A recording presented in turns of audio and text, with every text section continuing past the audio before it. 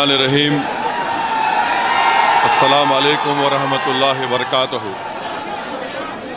मुअज़्ज़िज़ हाज़रीन इकराम, बुज़ुर्गान कौम और मिल्लत, मेरी इज़्ज़तदार माँ और बहनों, गयूर नौजवान साथियों, शहनशीन पर तशरीफ़ फरमा मोहतरम जनाब इम्तियाज़ जलील साहब, सदर महाराष्ट्र मजलिस इत्तेहादुल मुस्लिमीन, वो साबिक़ा रुकन असम्बली व साबिक़ा रुकन पार्लिमान मोहतरम जनाब शोएब जामाई साहब, सदर दिल्ली मजलिस इत्तेहादुल मुस्लिमीन शादाब साहब, हमारी बहन नूरीन फ़ातिमा साहिबा, मुदस्सिर साहब, नवेद साहब, ओखला के सदर रफ़त खां भूरे साहब, शाहिद साहब, जनाब जाबिर साहब जो आम आदमी पार्टी छोड़कर आज मजलिस में शामिल हुए हैं, मोहसिन साहब, सफदर साहब, दानिश साहब, जाहिद उमर साहब, आरिफ साहब, शालम साहब, इरशाद अशरफी साहब, मेरे अज़ीज़ दोस्तों, बुज़ुर्गों, मैं आप तमाम का शुक्रिया अदा करता हूं कि आज आपने अपना कीमती वक्त निकाल कर मजलिस इत्तेहादुल मुस्लिमीन के उम्मीदवार ओखला के जनाब शिफा साहब के इंतखाबी जलसे में आपने शिरकत की। इतनी बड़ी तादाद में आज आपका यहाँ पर जमा होना इस बात का पैगाम देता है कि इंशाअल्लाह ताला ओखला की आवाम ने ये फ़ैसला कर लिया है कि इस असम्बली के इंतखाबात में वो तब्दीली चाहते हैं, और यहाँ से इंशाअल्लाह ताला जब आप वोट डालने जाएंगे तो मुझे यकीन है कि आप मज़लूम का साथ देंगे, आप जालिमों को हराएंगे, आप नाइंसाफ़ी करने वाली दोनों पार्टी और हुकूमतों को सबक सिखाएंगे, और आप जो जेल में जो हमारे लोग सड़ रहे हैं पिछले 5 साल से, उन बेजुबानों की आवाज़ आप बनकर 5 तारीख के दिन पतंग के निशान पर बटन दबाएंगे। मेरे अजीज़ दोस्तों और बुज़ुर्गों, मेरी इज़्ज़तदार माँ और बहनों, बहुत से लोग इस बात का सवाल कर रहे हैं कि मजलिस ने 2 उम्मीदवार जो दिल्ली के असम्बली इंतखाबात में उतारे हैं वो जुडिशल कस्टडी में है, आखिर इनको क्यों उम्मीदवार बनाया गया। लोग बहुत से तबसरे भी कर रहे हैं, बाज़ तो मनगढ़ंत बातें करते हैं, और जो इस तरह की बकवास करते हैं वो क़ानून को नहीं जानते और उनके दिलो दिमाग में एक नफ़रत भरी हुई है। भारत के क़ानून के लिहाज से शिफा और ताहिर साहब इलेक्शन लड़ सकते हैं, इसीलिए असदुद्दीन ओवैसी ने इन दोनों को मजलिस इत्तेहादुल मुस्लिमीन का उम्मीदवार बनाया है। अब जो लोग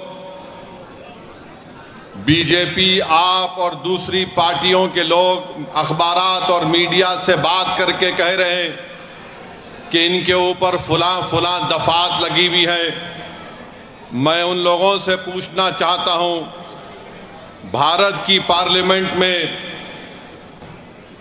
करीब 250 ऐसे एमपीज जीत कर आए हैं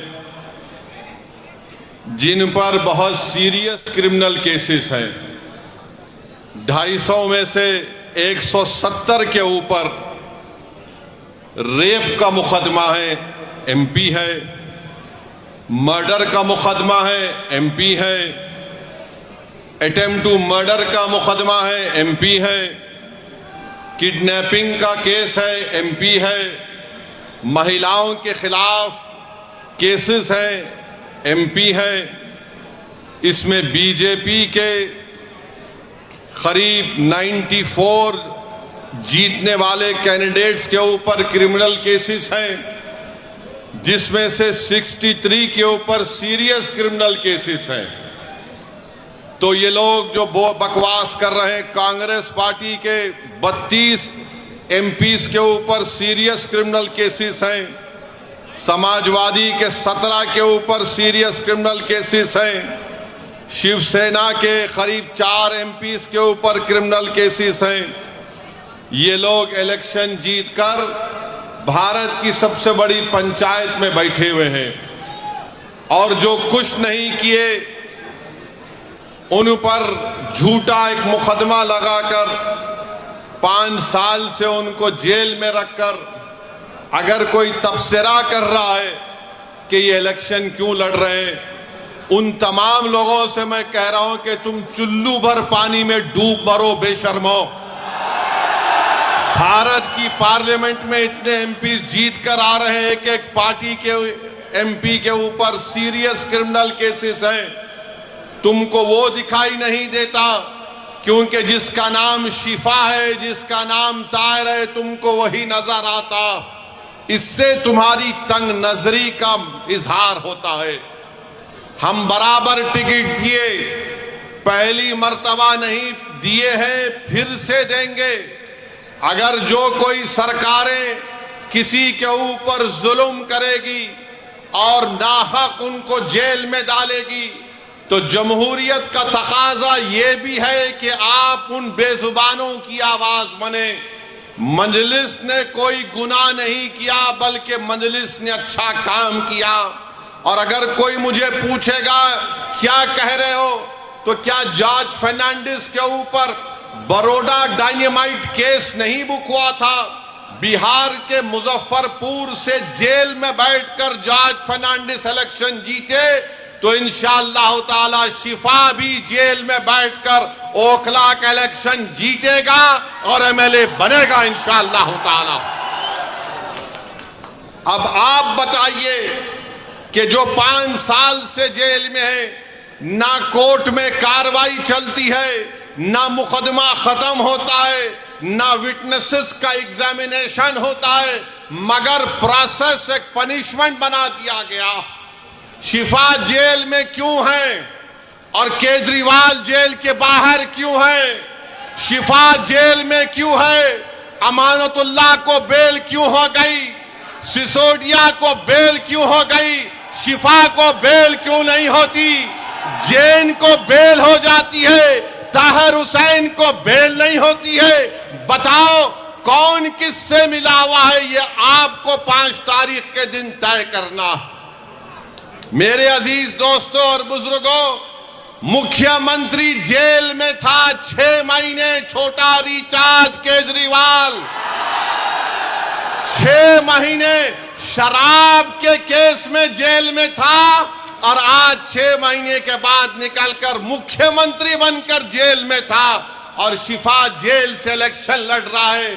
हमारी बहन अवाम के दरमियान में आकर अपने मासूम बच्चे और अपने शौहर के लिए बेबसी का इजहार कर रही है। तो जनता को तय करना है। अगर केजरीवाल इलेक्शन लड़ सकता है और जीतने का दावा कर सकता है, तो ओखला की आवाम में अगर हमीयत है, और अगर ओखला की आवाम में हमीयत है, मुझे यकीन है, अगर आप में हरारत है, अगर आपके दिलों में एक बेदारी है, तो आपको 5 तारीख के दिन के इनकलाब रकम करना पड़ेगा। इस देश में अगर केजरीवाल को बेल हो सकती है और इलेक्शन लड़ सकता है 6 महीने के बाद, तो शिफा को हम जेल में बिठाकर इलेक्शन जिताएंगे। ये जमहूरियत की कामयाबी होगी। अगर नरेंद्र मोदी के पार्टी में ऐसे 90 एमपी हैं जिन पर क्रिमिनल केसेस हैं, तो मजलिस ने कोई गुनाह नहीं किया, कानून इजाजत देता है। हमने अपने उम्मीदवारों को मैदान में उतारा। जो लोग ये आम आदमी पार्टी के कह रहे हैं नहीं वोट कटेगा, अरे 94 से लेकर 2019 तक यहां से अल्पसंख्यक समाज का उम्मीदवार एमएलए बना। अब तुमको बीजेपी कैसे याद आ गई? तुमको ईडी पकड़ के लेके गई। तुम कौन सी चाय पीकर बेल हासिल करे हमको बताओ। तुमको बेल कैसे मिल जाती है, शिफा को क्यों नहीं मिलती? तुम्हारे आका केजरीवाल को 6 महीने के बाद बेल मिल जाती है, शिफा को क्यों नहीं मिलती? सिसोदिया 16 महीने जेल में बेल मिल गई, जैन जेल में बेल मिल गई। बताओ कहीं तुम कुछ सेटिंग तो नहीं कर लिए? तुम मुझ पर इल्जाम लगाते हो और आज हम मजलिस उम्मीदवार या खड़ा करी तो नहीं बीजेपी जीत जाएगी। अरे ओखला की वोटर लिस्ट केजरीवाल तेरे मुंह पे फेंक कर कह रहा हूं, यहां से सिपाही जीतेगा इंशाअल्लाह ताला। ये डराने का काम मत करो आप आम आदमी पार्टी के लोगों। नहीं बीजेपी आ जाएगी। मुझे मालूम है कि तुम्हारे दिल में एक डर पैदा हो गया है। तुमको नजर आ रहा है तुम्हारी नाकामी जो इंशाअल्लाह हकीकत में तब्दील होगी। लोग बोल रहे हैं और मैंने खुद देखा है, 5 साल पहले भी मैं आपके दरमियान में आया था और आज भी आया हूं। ओखला में कोई डेवलपमेंट, विकास, तरक्की नजर नहीं आती। केजरीवाल, मैं तुझको चैलेंज कर रहा हूं, सुबह आ जा इस रोड पर, तू यहां ठहर के बोल। सुबह 9 बजे आ जा केजरीवाल, मैं भी आता हूं। तुमको एक आवाज सुनाई देगी, पानी ले लो, पानी ले लो, पानी ले लो। पहली मंजिल पर कहा जाएगा 25 रुपये, दूसरी मंजिल पर 30 रुपये। अरे मफलर, कितना झूठ बोलेगा तू, कितना झूठ बोलेगा? पानी फ्री कर दिया, बिजली फ्री कर दिया, फुला फ्री कर दिया। मोदी जी भी बोल रहे ये फ्री लो, वो फ्री लो। ये क्या इनके अब्बा के अकाउंट से दे रहे हैं? फ्री लो, फ्री लो। ये जनता का पैसा है। मगर ओखला की आवाम, तुमको पानी फ्री में मिलने का दावा केजरीवाल और मोदी कर रहे हैं। मेरी माँ और बहनों, तुम्हारे अकाउंट में इतने पैसे डालने का वादा कर रहे हैं, मगर 5 तारीख के दिन तुमको याद रखना पड़ेगा कि ना शिफा फ्री है, ना ताहिर फ्री है, ना सैफी फ्री है। ऐसे कई लोग फ्री नहीं हैं। ये लोग फ्री नहीं हैं, मगर दावा तो बहुत करते हैं। केजरीवाल पानी नहीं पहुंचा सके यहां पर, हम ऐसा कर देंगे। बड़े बड़े बुलंद बांग दावे करते हैं। आओ केजरीवाल, ओखला में तुमको माउंट एवरेस्ट हम दिखाते हैं, जो तुमने यहां पर कचरा एक पहाड़ बनाकर रख दिया। यहां ओखला में आप मेरी बात से अगर मुत्तफिक हैं तो हाथ उठाकर कहिए। अभी नहीं है, बोलने के बाद। 1 गज जमीन की कीमत कितनी है? 3 लाख के ऊपर है ना, 3.5 लाख के करीब है। 3 साढ़े 3 लाख। 100 गज का फ्लैट 60 लाख के ऊपर है। बताओ फिर यहां पर डेवलपमेंट क्यों नहीं हुआ? जब इतनी महंगी जमीन है, इतने महंगे फ्लैट बिकते हैं, तो फिर यहां पर डेवलपमेंट क्यों नहीं हुआ? 10 साल से केजरीवाल मुख्यमंत्री हैं, सब जगह डेवलपमेंट हो रहे हैं। अरे केजरीवाल, जो आज गलियों में मैं पैदल चला, तुम 10 मिनट चलकर दिखाओ। मुझ पर तो आज फूल बरसाए गए, तुम पर चप्पलें बरसाएगी आवाम यहां की। इतने खड्डे यहां पर हैं, इतने खड्डे यहां पर हैं, गंदगी है, ना सफाई का कोई इंतजाम है, और 10 साल से बाजा बजा रहे हैं। याद रखो, ओखला की आवाम, मोदी और केजरीवाल दोनों भाई भाई हैं, एक सिक्के के 2 रुख हैं। इनमें कोई फर्क नहीं है, बिल्कुल कोई फर्क नहीं है। इनकी सोच एक। ये दोनों आरएसएस से निकले हैं। एक आरएसएस की शाखा से निकला, एक आरएसएस के इंस्टीट्यूट से निकला। इन दोनों में कोई फर्क नहीं है। हिंदुत्वा की बात दोनों करते हैं। अरे बोलो, तुम्हारी जबान पे कभी नाम आया 5 साल में ताहिर हुसैन का? यही ताहिर हुसैन के मकान के ऊपर मौजूदा मुख्यमंत्री, ये बरसर इख्तिदार पार्टी के कई लोग ताहिर हुसैन के घर पर बैठकर कहते थे खाना खिलाओ। और जब ताहिर हुसैन जेल को चला गया तो तुमने उसकी तरफ देखना तो छोड़ो, तुमने उसका नाम तक नहीं लिया। बताओ मैंने कौन सा गुनाह किया? कौन सा गुनाह हमने किया? अगर हम जो लोग आज जेल की 4 सलाखों के पीछे, उन दीवारों के पीछे जिनको खामोश और गुमनामी की जिंदगी में डाल दिया गया था, मंजलिस यही चाहती है कि तुम जेल में डालोगे तो हम उनको जनता में लाके खड़ा करेंगे इंशाअल्लाह ताला। उनको अगर बेल नहीं मिलेगी तो वोट के जरिए उनको हम कामयाब करेंगे इंशाअल्लाह ताला। ये अदालत इंडिपेंडेंट है, हम इसकी इज्जत करते हैं, मगर उन सरकारों ने उनको जेल में डाला था। कानून का इस्तेमाल सरकार ने किया। और क्या गलती थी शिफा की कि CAA का एहतजाज शिफा ने करवाया था। बहुत अच्छा किया। डेमोक्रेसी में, जमहूरियत में एहतजाज होना चाहिए, मगर निशाना किसको बनाया गया था? जब शाहीन बाग का यहां एहतजाज जो पूरे मुल्क के लिए एक मशाले राह बन गया था, यही केजरीवाल ने कहा था ये बीजेपी स्पॉन्सर्ड है। ओखला की आवाम, आज आपके पास एक मौका आ रहा है कि जिन्होंने आपके एहतजाज को बीजेपी स्पॉन्सर्ड कहा था, आप अपने वोट के जरिए उनको आपको जवाब देना है। जब कोविड में तबलीगी जमात के मरकज को ताला लगा दिया गया तो सबसे पहले सुपर स्प्रेडर का नाम तबलीगी जमात को देने वाला कौन था? यही केजरीवाल की सरकार थी। यही केजरीवाल की सरकार थी, जो बाद में अल्लाह ने दिखा दिया कि सब झूठ था, मरकज को बंद कर दिया गया। मेरे अजीज दोस्तों और बुजुर्गों, ये ओखला है जहां पर डॉक्टर जाकिर हुसैन ने अपनी आखिरी सांस ली। ये ओखला है जहां पर गांधी आए। ये ओखला है जहां पर बड़े बड़े जय्यद उलमा इकराम आए। आज उस ओखला की आवाम को अपनी बेदारी का एक सबूत देना पड़ेगा। अरे जो लोग बीजेपी का वो डर दिखा रहे हैं, अरे यहां पर 94 से लेकर 2019 तक यहां पर कोई बीजेपी नहीं जीती, ना इस बार भी जीतेगी, मगर तुमने कुछ काम नहीं किया। यहां पर कुछ काम डेवलपमेंट का नहीं किया। सरकार तुम्हारी, एडमिनिस्ट्रेशन तुम्हारा, तुम अगर दूसरे दिल्ली के असेंबली हल्के जात में डेवलपमेंट का तुमने काम किया, यहां पर कौन सा काम किया बताइए आप? कुछ काम नहीं किया गया यहां पर। तो डेवलपमेंट के लिए भी आपको शिफा के हक में अपने वोट का इस्तेमाल करना पड़ेगा।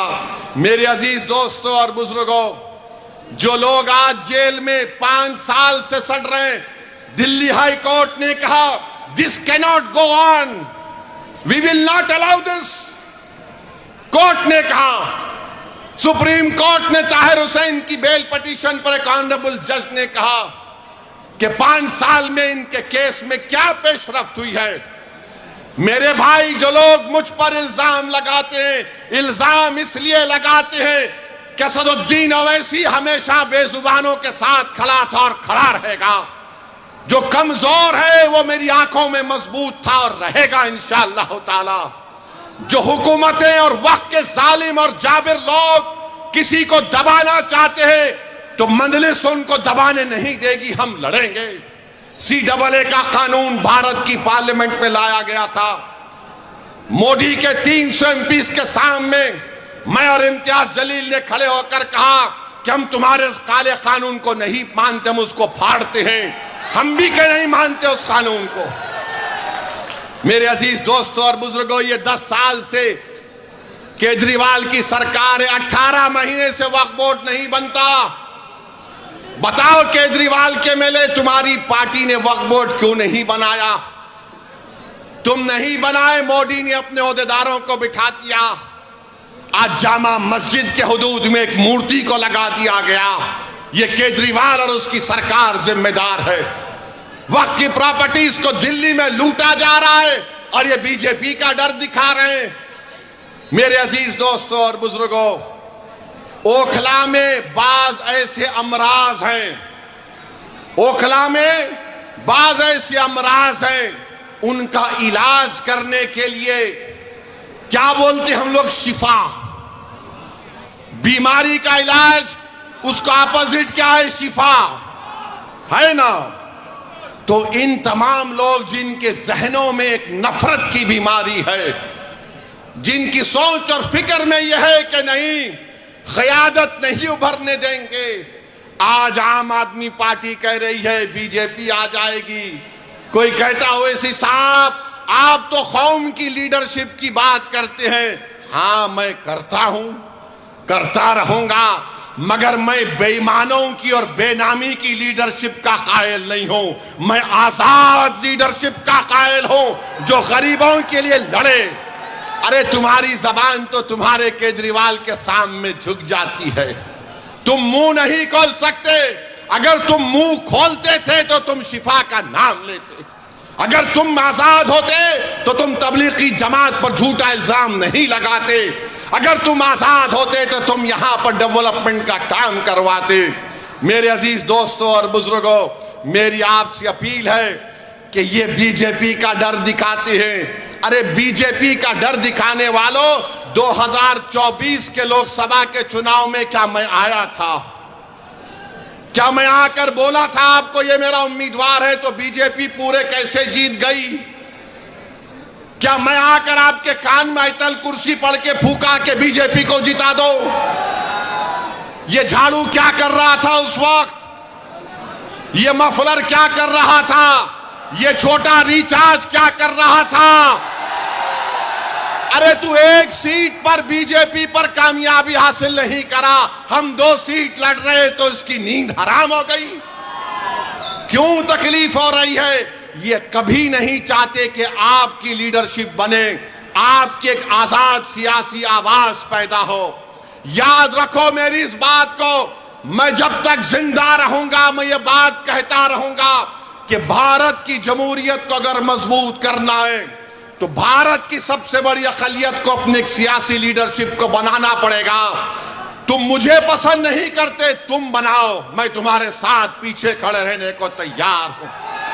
मगर याद रखो, मैं इस दुनिया में रहूं या ना रहूं, अगर तुम ये काम नहीं करोगे तो 50 साल के बाद तुमको मेरी इस तकरीर के अल्फाज याद आएंगे कि एक दीवाना आकर हमसे कहा था कि अगर हमको अपने मसाइल को हल करना है, अगर हमको इंसाफ चाहिए, अगर हमको इज्जत चाहिए, अगर हमको मान सम्मान चाहिए, अगर हमको अपने बेटों को, अपने भाइयों को, अपने बाप को अपने साथ देखना चाहते हैं, जेल में नहीं, तो लीडरशिप बनाओ मेरे भाई, लीडरशिप बनाओ। याद रखो, कोई आसमान से उतर कर तुमको लीडर नहीं बनाएगा।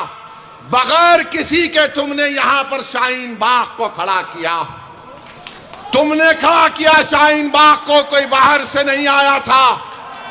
तुमने पूरी भारत को एक राह दिखाई कि एहतजाज क्या होता है। मैं शाहीन बाग के उन माँ और बहनों को सलाम करता हूं कि तुमने बेबाकी से निकलकर भारत की हर महिला को कहा कि देखो हम निकलकर आज एहतजाज कर रहे हैं। मैं उन माँ और बहनों से, उन नौजवानों से, बुजुर्गों से कहूंगा, तुमको शाहीन बाग की तारीख 5 तारीख को दोहराना है इंशाअल्लाह ताला। क्या आप दोहराएंगे उस तारीख को?